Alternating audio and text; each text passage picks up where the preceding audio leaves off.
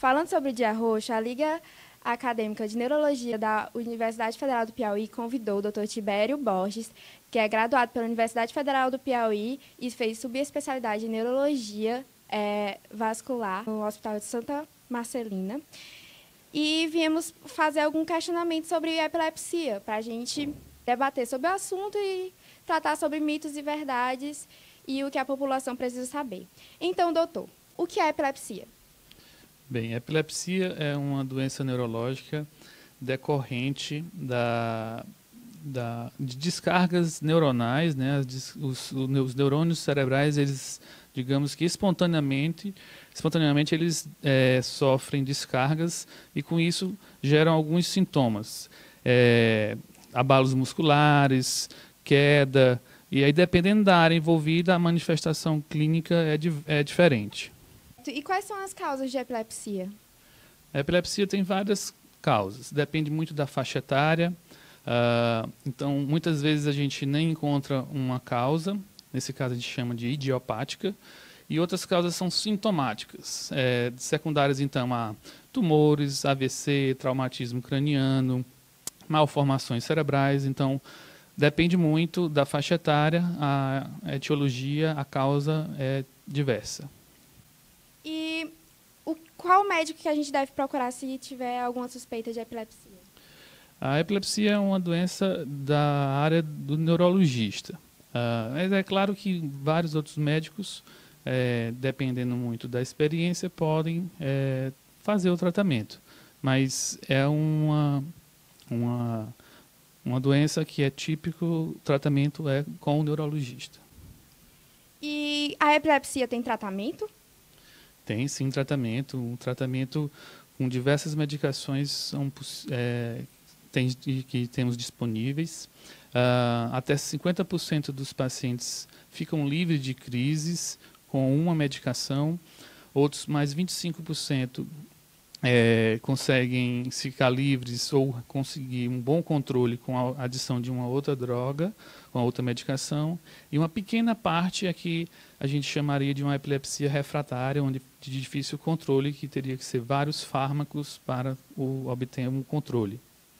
Então, falando um pouco mais sobre mitos e verdades da cultura popular, eu queria saber se uma pessoa que tem crises epiléticas, se ela pode levar uma vida normal.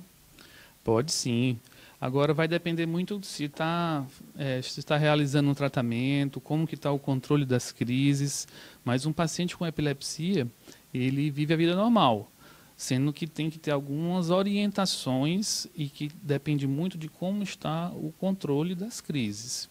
Então ele pode dirigir, ele pode praticar esportes, trabalhos diversos. Agora ele tem sempre que ter essa conversa com o médico e saber como que está o seu controle das crises, para não pôr em risco nem ele em si e nem outras pessoas, dependendo da sua função, por exemplo, no trabalho.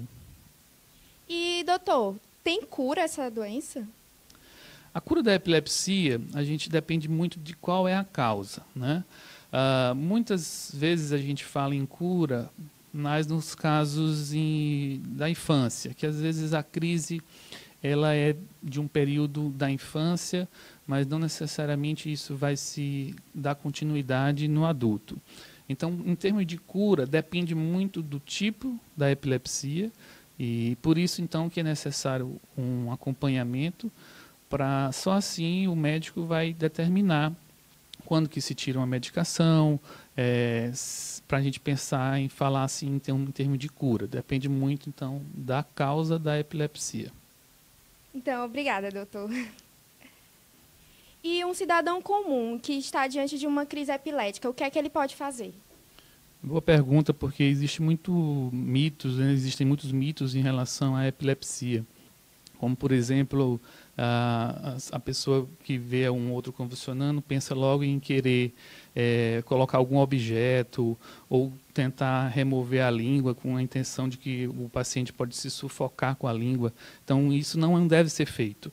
O que deve ser feito, então, é um posicionamento, geralmente assim, lateralmente, deitar o paciente, então evitar que ele se machuque, dependendo dos abalos, afogar a roupa, deixar ele bem livre para respirar, porque é algo autolimitado, vai passar, ele vai voltar, não é necessário fazer isso que eu falei, como, por exemplo, tentar remover com objeto a língua, abrir a boca do indivíduo. E também não precisa ter medo, achando que é contagioso, que aquela saliva que é comum de acontecer nas crises convulsivas, que é contagioso. Isso tudo é mito. Muito obrigada, doutor. Agradecemos muito a sua participação. Espero que tenha ajudado muitas pessoas que têm dúvida a respeito desse tema.